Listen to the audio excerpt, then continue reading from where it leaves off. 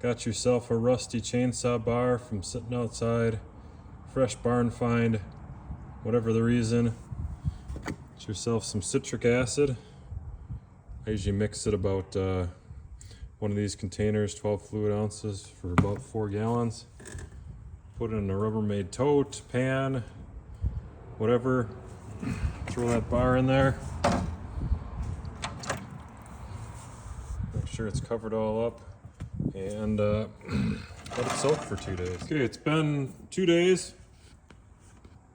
We got some bubbling going on. That's a good sign. If this worked, we should be able to take this toothbrush and brush away the rust.